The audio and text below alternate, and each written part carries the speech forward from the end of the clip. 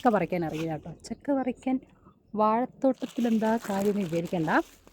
വാഴത്തോട്ടമൊക്കെ കഴിഞ്ഞ് അപ്പത്തേക്ക് പോകണം ഞങ്ങളുടെ തോട്ടത്തിലേക്ക്. അപ്പോൾ ചക്ക കിട്ടുമോ നോക്കട്ടെ.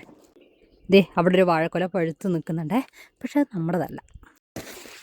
ഇങ്ങോട്ടേക്ക് ഞാൻ ആക്കുന്നില്ല.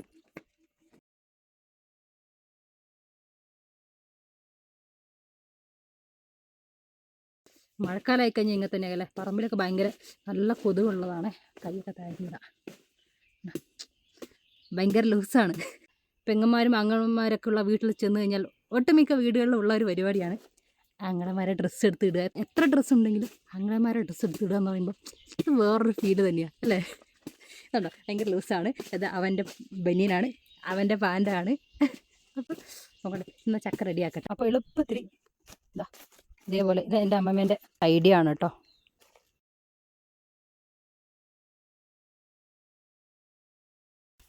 അമ്മമ്മ വൻ സെറ്റപ്പോടെ കേട്ടോ വന്നേ. നോക്കിയേ, ഒക്കെ വളഞ്ഞാകുമ്പോഴേ കയ്യിൽ തുടയ്ക്കാൻ വേണ്ടി വെളിച്ചെണ്ണയാക്കി സെറ്റായിട്ടാണ് വന്നത്.